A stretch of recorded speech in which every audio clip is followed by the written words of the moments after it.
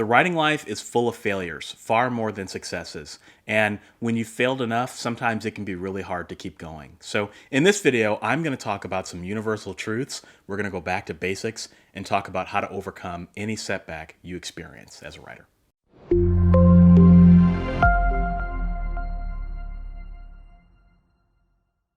What's up, guys? Michael LeBron here with Author Level Up, helping you write world-class stories better and faster. And I create these videos because I believe that each of you has J.K. Rowling level talent and you just need help unlocking it. So if you're new here, consider subscribing and click that little bell, ding, ding, ding, to get notifications every time I have a new writing video. And in this writing video, we're talking about setbacks and we're talking about failures and we're talking about when you realize one day and you have to ask yourself why you're doing this and do you even have the energy to keep going.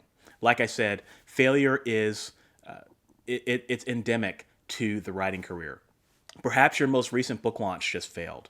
Perhaps you ran a bunch of ads on your book that failed. Perhaps you reached out to a bunch of bloggers and book reviewers who didn't even return your email. Perhaps maybe you started the blog and no one's coming to your blog. Maybe you started a podcast or a YouTube channel. There are so many things that I've done throughout my career that have been failures. And when I look at my own failures and then I look at the things that I've done in my career, I just have to keep coming back to basics. And, you know, we're in the middle of this coronavirus scare right now as I record this. A lot of people are on edge. There's a lot of anxiety. And with these rapidly changing news cycles and a lot of uncertainty out there in the world, that can leak into the writing world. And so what I want to talk about in this video are some things that I want you to return to whenever you're feeling down and out and you feel like you can't go forward. I want you to watch this video and listen to what I have to say. First things first, keep publishing. Even if your most recent book is a flop, even if it's a failure, even if there are people all around you who are telling you you should give up and that you need to do something different, just keep writing and publishing.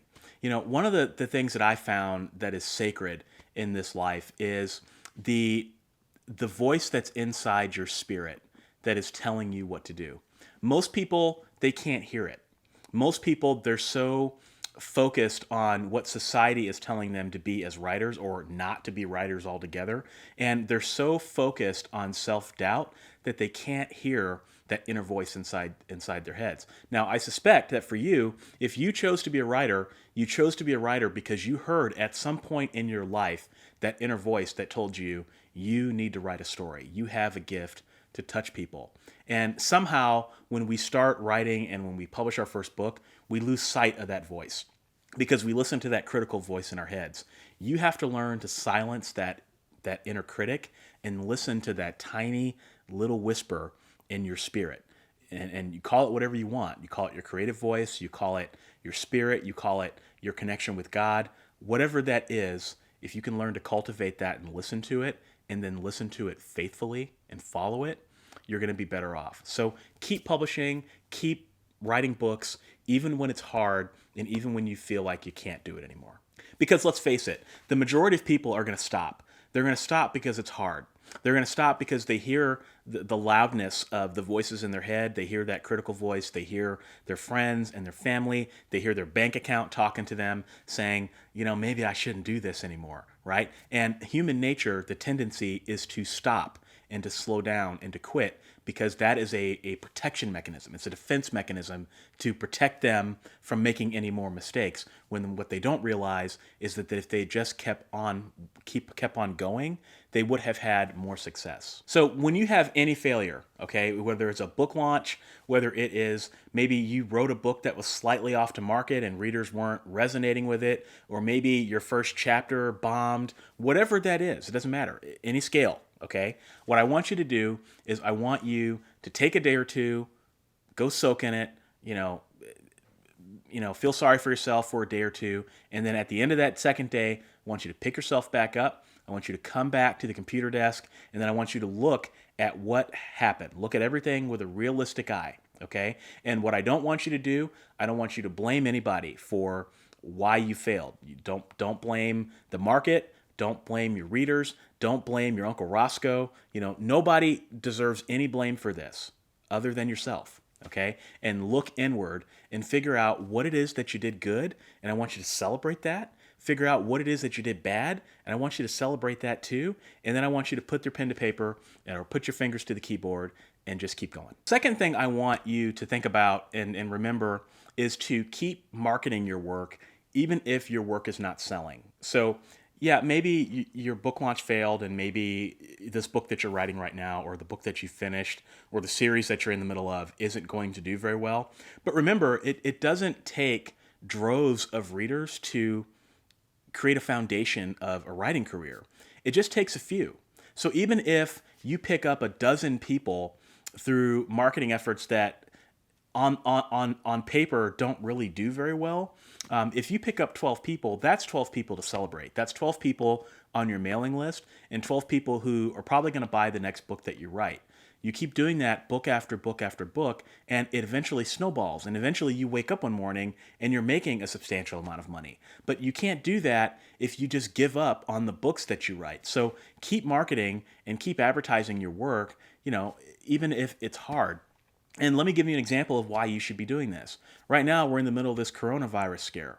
It's a very good day to be an author of a thriller of pandemics.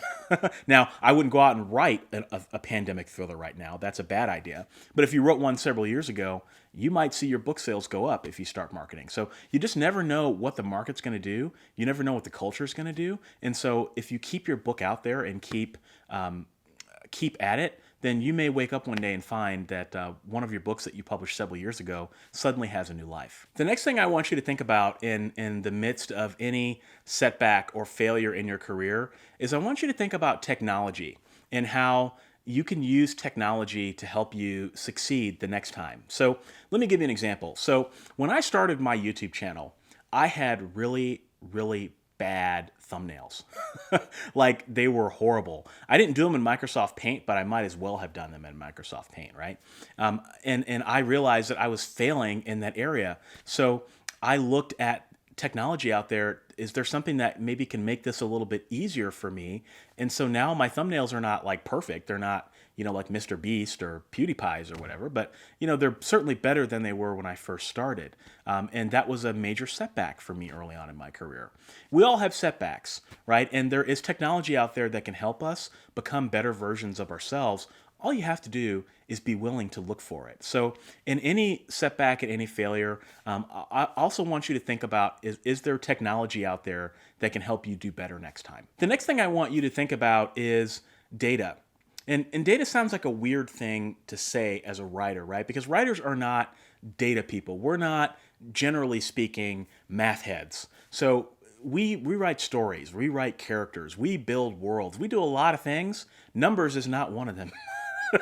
Generally speaking. But I want you to think about your failure as a data point. What is it that you can learn from this, and what is the data that you get from it? Now, one of the things I don't advocate for is using data to make creativity decisions, right? So like, I'm going to write to market and I'm going to use all the existing data out there to create this book no, I don't believe in that. I think that you can use data, though, to make business decisions. You can use data to make marketing decisions. There's so many other areas in the writing life where you can use that data. And so I always think of every failure that I make, every setback as I make, as a data point. And how can I use that and turn it into lemonade, so to speak? Do this with every single failure that you have, and you'll suddenly find that you have a bank of data to start making informed decisions with. In the very beginning of your career, this is not going to be true. But the longer you do this business and the more books you write and the more marketing campaigns you run, you're going to start to slowly accumulate data, and you're going to be able to make decisions based on that data. That's what I want you to be thinking about. And the next thing I want you to return to when you have any sort of failure or setback in your career is to think long term. Think long term. It's really easy to get caught up in the moment. It's really easy to get caught up in the trends in the short term and what everybody else is doing. I don't want you to think so much about that. I want you to think about the long term. How are you going to be better in the long term as a result of having just failed, right? How are you going to be better in the long term, and how are you going to be able to make decisions moving forward that are going to not be looking at the next 3 months or the next 90 days, but the next year, 2 years, and 5 years. Because at the end of the day, if you want to be a writer for a long time, I've been doing this for 7 years, and that's not very long. But I want to be doing it for another 7 years, and another 17, and another 27 after that. And the only way that I've found to be successful as a long-term professional writer is to make smart decisions and to look to the future, because the future is really, really important. And a lot of people aren't looking at that today. A lot of people are just focused on their 200 square feet. And I think if you want to develop, like I said, a career as a professional writer, you've got to look to the industry. You've got to look beyond the walls of publishing, and you've got to look at the bigger picture. Okay, the big picture is ultimately what's very important. And the passage of time, the older I get, the more I realize that time is your friend. And in some cases, when you're making major decisions, sometimes the best thing to do is nothing. So here are some universal truths that I'll just throw out. I'd be curious to get your all's thoughts on these in the comments. These are just things that I've learned over the last 7 years that I keep coming back to, and that keep manifesting themselves in slightly different ways every time I encounter them. And the first one is to enjoy the process, not the end result. So I enjoy the process of writing. I enjoy the process of making these YouTube videos. I enjoy the process of connecting with all of you through my mailing list and through the comments in the videos and all of that. But what I don't necessarily care about are my subscriber numbers. Honestly, I don't care what my subscriber numbers are. Yeah, it's nice that I'm getting almost 1,000 people every month, but that's not ultimately why I do it. I'm not married to the end result. It would be really easy for me to say, all right, I'm going to double down on a strategy that gets me to 100,000 subscribers. And then by doing that, I get married to my subscriber number, right? I get married to my subscriber number. And so then the decisions that I start making are no longer in the best interest of the channel, and they're not in the best interest of you all. So I don't focus on that. I just focus on the act of making videos, and that's enough for me. The act of writing a book and reveling in my own imagination and taking some satisfaction at what I wrote is more than enough for me. Now, yes, I like the money that comes along with it. Yes, I love the fact that there are 20,000 people that wake up to watch me every Friday at noon. That's great, but I'm not married to that. So what I don't want you all to take away is that you shouldn't write for the money, or that you shouldn't write for whatever it is the end results that you want. I'm not saying that. I think that you should have a goal of making money, and you should have a goal of a platform. But what I'm saying is beware of getting married to it. Second universal truth that I'd like to share is that success takes time. And I would be very wary and very afraid of success that comes very quickly. If you study the lives of famous people, I think you'll see what I'm talking about. Third universal truth, be authentic. Be authentic to yourself. Be authentic with your readers. It just goes a long way. Fourth universal truth is be gracious to your fans. Treat your fans well. It's really cool that we have people that are willing to pay us their own hard-earned money for our books, for something that we have created. Just be gracious with people that take time out of their day to thank you, and try to do things for your fans that don't always make sense, but that is aligned and in their best interest. And fifth, universal truth that I have learned in my life, and certainly in the last 7 years of publishing, is that attachment is the true source of misery in your life. If you are so attached to something like a book, and you just can't fathom the thought of that book failing, or somebody calling your baby ugly, you're maybe a little too attached. That is probably causing you pain. And so I've learned, and this is through the works of Swami Vivekananda, a Hindu philosopher and amazing person, talking about attachment and detachment. Be attached to your work and unattached at the same time. If you don't know what I'm talking about, I will drop a link to Swami Vivekananda's work, and I'll also drop a link to my book, Be a Writing Machine, where I talk about this and kind of interpret it through my own lens for a writer. But I think many of you watching, you've commented in the past that you also follow this and you've also kind of learned this lesson. I think it's very important. It's almost like one of the great riddles of life. Like you find yourself so attached to something and you don't realize that it's causing you pain, when all you really need to do is step back, take a 10,000-foot view, and not be so married to what it is that you're creating. Enjoy the process, not the end result. But at the end of the day, it's okay if you are prepared to walk away from one of your books. Detachment is the true source of attachment. So here's my vision for you. No matter who you are, what you write, where you're from, what your skill level is, you're going to encounter some sort of setback. I don't know what that setback is going to be, but I do know that that setback is going to be the single biggest thing in your life when that does happen. Like I said, it doesn't matter what it is, but it's going to be the most important thing in your life when you deal with it. And so here is my vision for what I would love for all of you to be able to do when you encounter that setback. First things first, you keep showing up. You remain consistent and you continue publishing even when it's hard. Second, you quiet the fears in your head and you listen to that creative voice and you follow it faithfully. Third, you learn the art and the science of problem solving, and you solve problems that come up in your writing business and in your marketing and in the production of your books with wisdom. Fourth, you make decisions based on data and you allow data to play a very big part of your writing business, but you don't let it drive your creativity. And lastly, you understand that time and the passage of time is your greatest ally as a writer.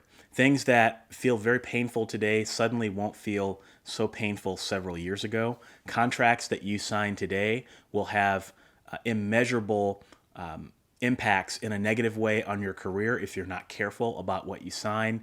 And books that you write today can take on new life in the future. All you have to be doing is making sure you're on the lookout for those opportunities. And so that's what I want for you. Those are the universal truths that I have learned over the last 7 years. I'm just passing them along. I hope that this video helps you and helps you deal with and overcome any setback that you have as a writer. Because like I said, I just want the best for all of you guys. So keep at it, keep going, and don't give up even when it's hard. So with that, don't forget to subscribe. I will talk to you in the next video, and peace.